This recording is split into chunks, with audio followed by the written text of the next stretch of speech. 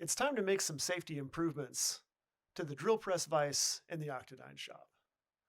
Now, inspiration for this video comes from this image, but I have a better idea about how to solve this problem that I'll detail in this video. First, let's take a look at that drill press. The Craftsman 20-inch drill press. 2 horsepower maximum developed. Lumiere. 16 speeds, changeable by belt.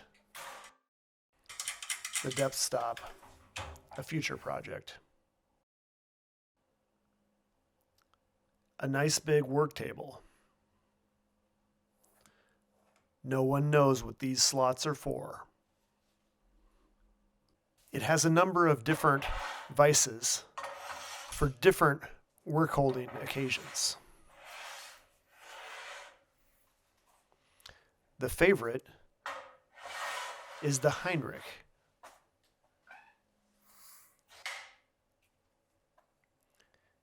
It's a Grip Master made in Racine, Wisconsin.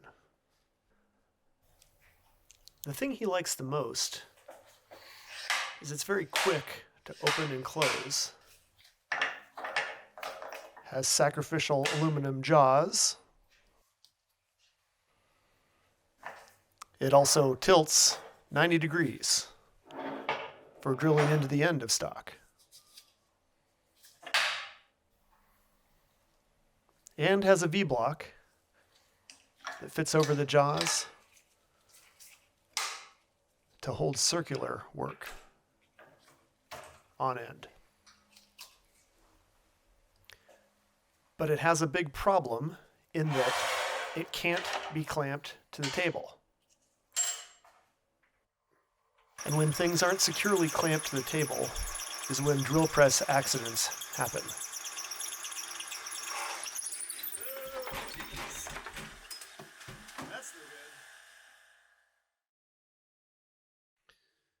Now, a number of different YouTubers like this float lock style vise, but I don't prefer the way you have to crank it down with the handle as opposed to a quick release handle.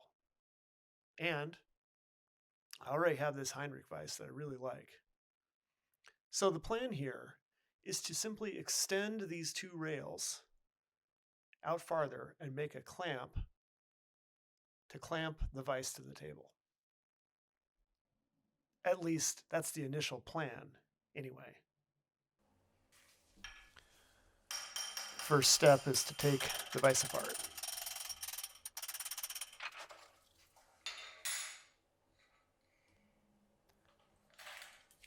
A quick measurement of these rails found them to be 5/8 of an inch in diameter, a common size of linear motion bearing that can be ordered online.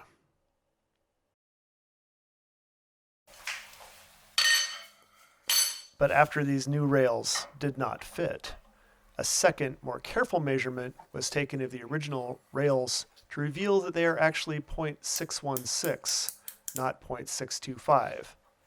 They are not 5/8 of an inch. The linear motion rails he ordered, however, are exactly on size. So already, there's a kink in the plan. Instead of simply extending the rails with longer rails, a decision was made to ream all of the holes in the vise larger to accommodate the rails that were purchased. So he looks to his reamer collection. He has a lot of used reamers that have come from various tool sales, but none in 5/8 of an inch.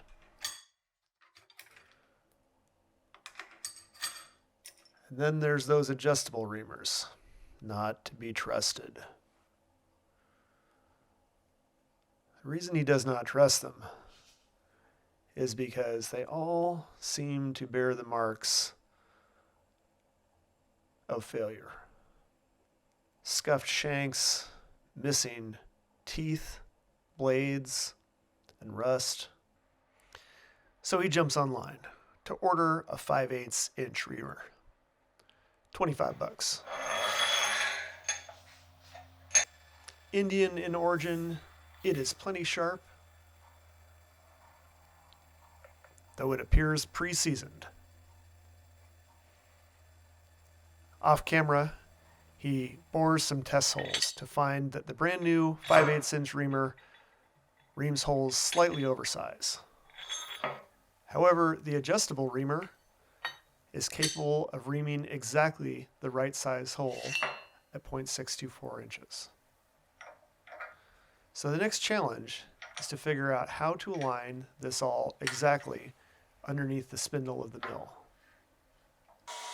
This, in fact, is the most important part of this project, because if these holes aren't exactly parallel, the vise will bind and not close properly, or be too loose and therefore sloppy. So he uses the Blake coaxial indicator to try and get this thing exactly perfect underneath the mill spindle. But because of the way the vise is attached to the mill, it's really difficult to get this set up exactly straight. So he attempts a different strategy.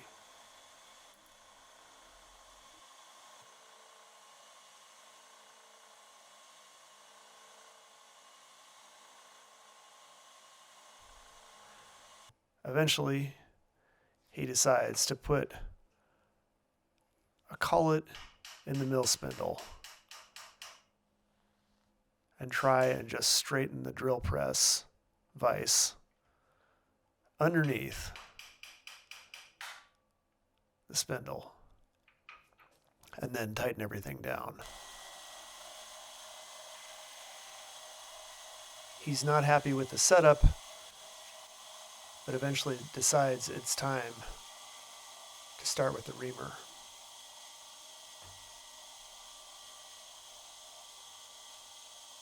However, not everything goes quite according to plan.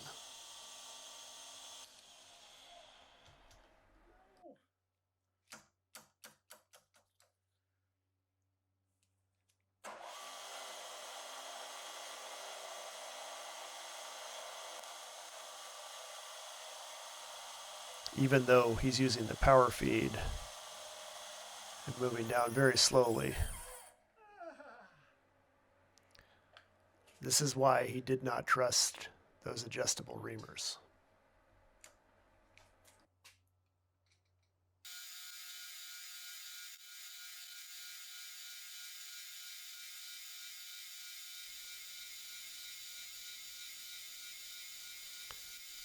There were no problems reaming the test piece of cast iron.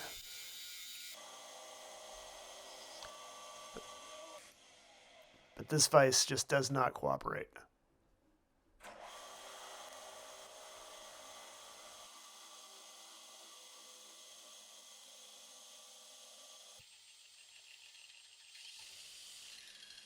And the hole was slightly undersized, so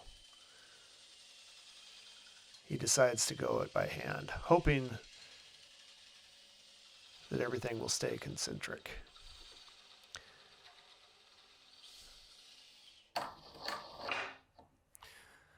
This is why he doesn't trust adjustable reamers. Maybe it's just because this one has a bad blade or isn't quite exactly round, but it seems to catch on the cast iron. Eventually, though, he's the owner of a perfectly sized hole. And then to bore out the holes on the movable jaws with a reamer known to ream over size.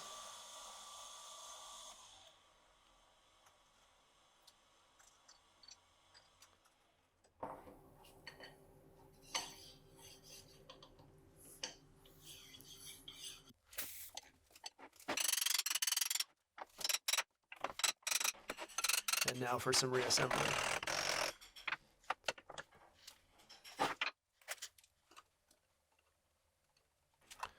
But there's a little issue with binding.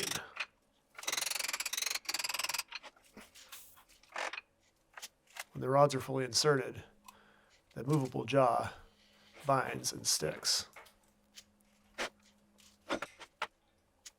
After a bunch of contemplation, he decides to re-ream the adjustable jaw holes to make them fit.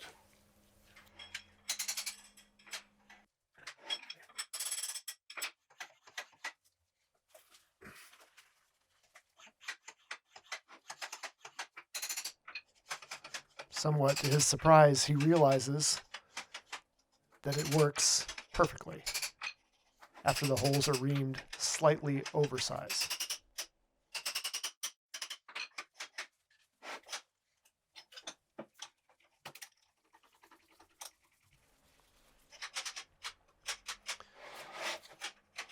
And now, with these bars installed, he can finally double check his work and figure out exactly how accurate these holes are.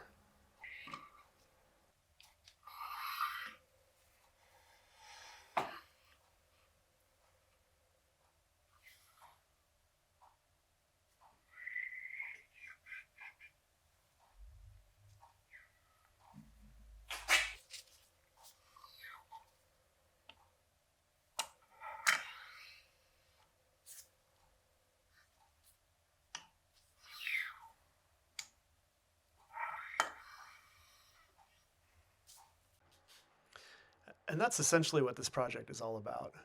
These two rods need to be exactly coplanar, exactly parallel, or everything binds. Binds meaning it won't slide down the shaft the way that it should and tightens at the wrong time or doesn't tighten at all.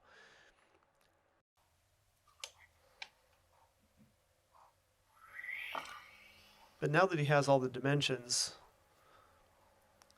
of parallelism and how high the rods are in both dimensions, he can do some quick shop math using gauge blocks and understand exactly how to build the anchor piece, the piece with the clamp.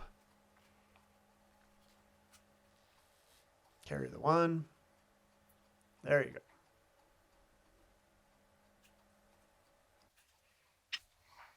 A drawing is made in Fusion 360 and the part laid out.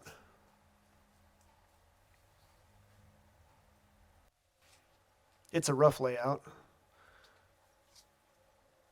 The first task is to use the bandsaw to cut off as much excess material as possible, because the bandsaw is a very cheap and fast way to move material.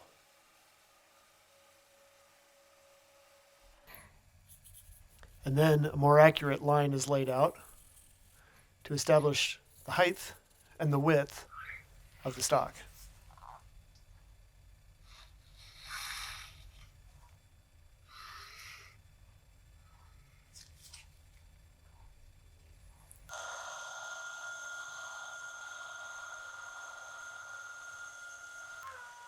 And there's a little foreshadowing here. Cast iron is very slippery and starts to lift out of the vise due to the cutting forces. Not a huge issue, but one he forgets about till later. Brought to size, the blocks then put in the CNC for further machining.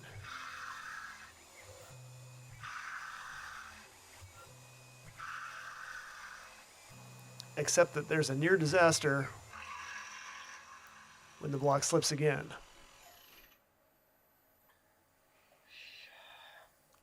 Fixable.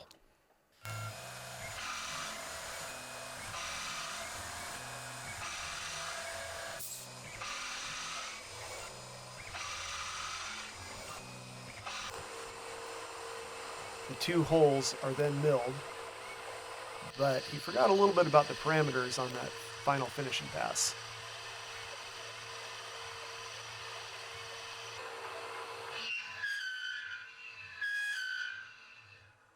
Noisy, but it worked.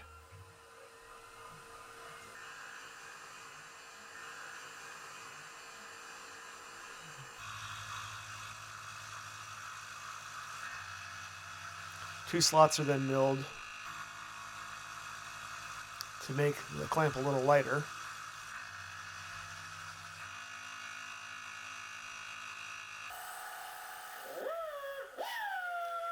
And then deburred with an air tool.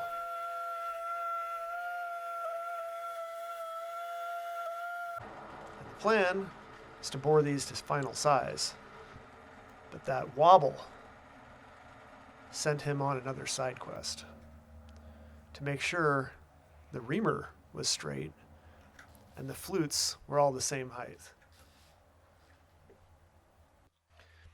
As it turned out, the reamer was accurately manufactured. The problem is in the drill press chuck.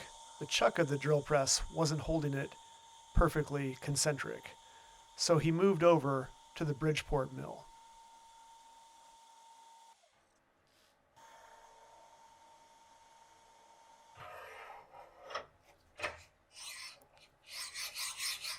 And it does fit just perfectly.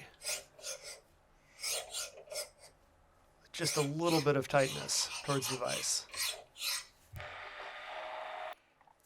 So, drilling a 1/2-inch hole in the top of the vise for standardized lockdown nuts. The plan here is to cut through the center of these holes using this milling saw arbor. And he was not sure how well this was going to work. But to his surprise, it worked much better than he expected. He thought he might have to use the bandsaw to cut this. But this cut went perfectly and left an excellent surface finish.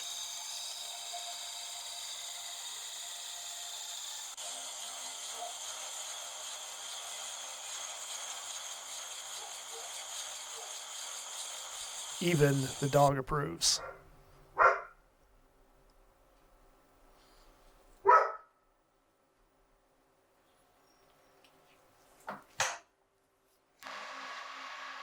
Next, over to the lathe to make the clamping hardware.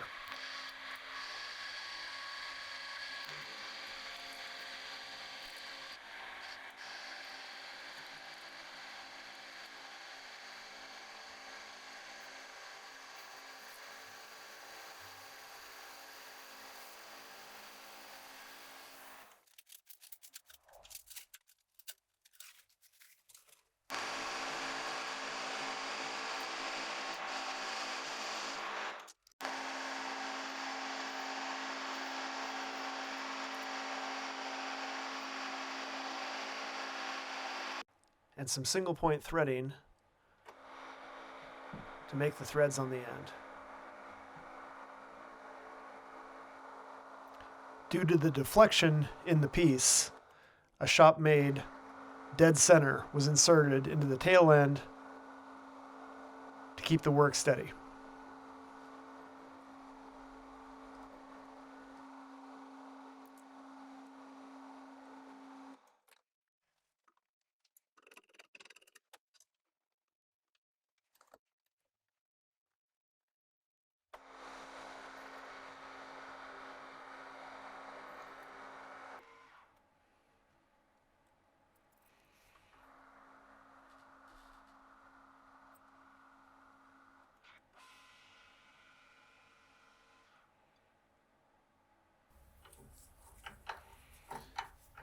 And since we're fixing things, this piece is bent. Let's make a new one.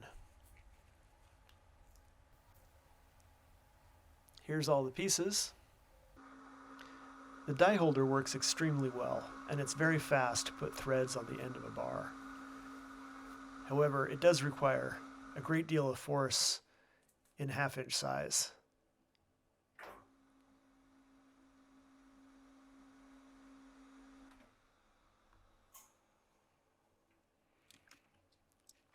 But once it's dialed in, it's extremely efficient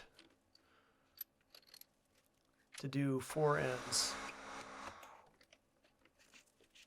for all the various parts of this project.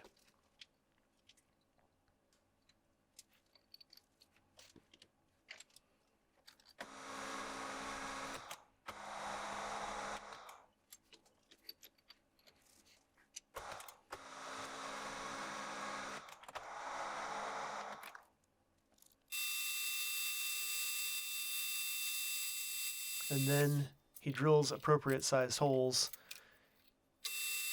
in spare pieces of Derlin and threads them.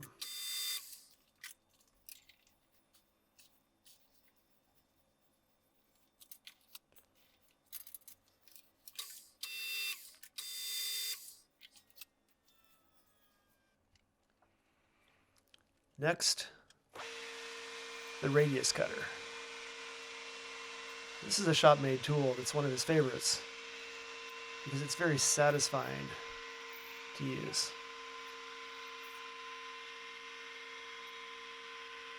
It does take a little dialing in to get it just exactly perfect.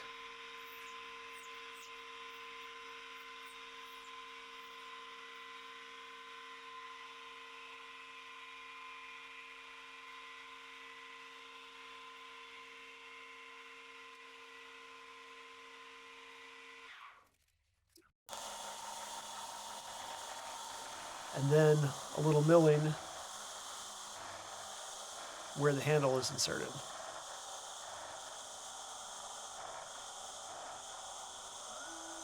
This is done by eye.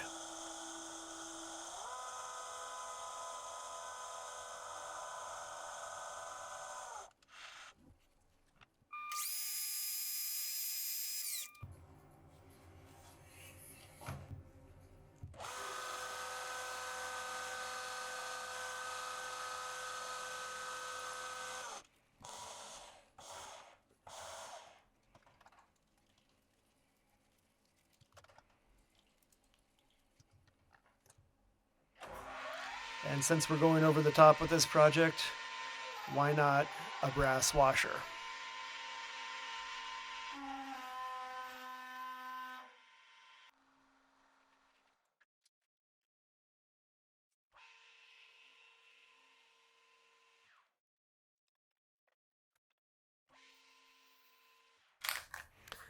And finally, some wrinkle finish so it matches the rest of the vise. This is applied in several coats and then helped through the drying process with a heat gun.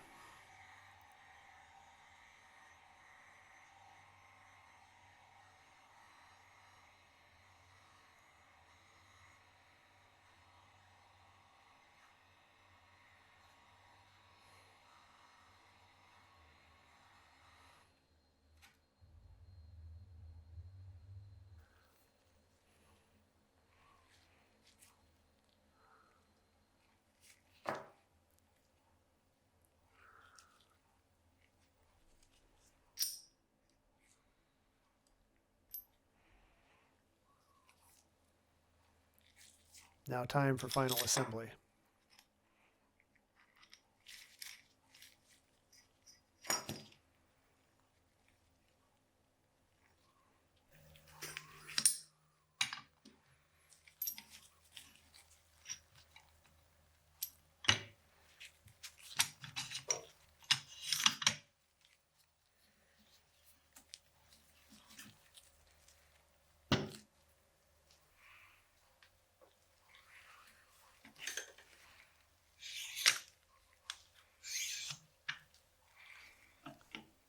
He is very pleased with the way this project has come together. And now it's time to test it out.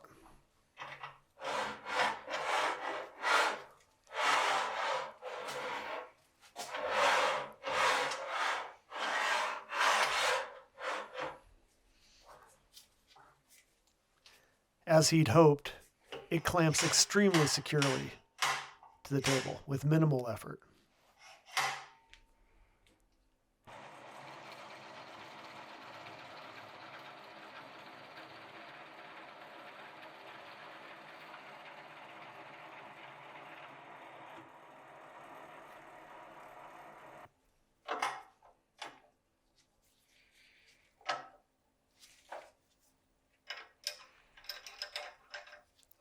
The big improvement here is that now the vise can be positioned anywhere on the table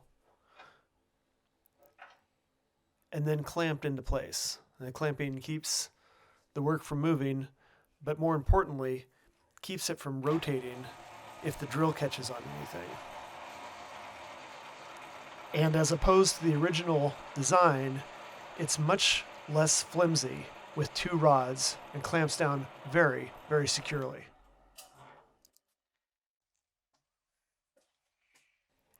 For very high precision work, a milling table should be used. But for a drill press, this is a dramatic improvement over what he had before, both in safety and in function.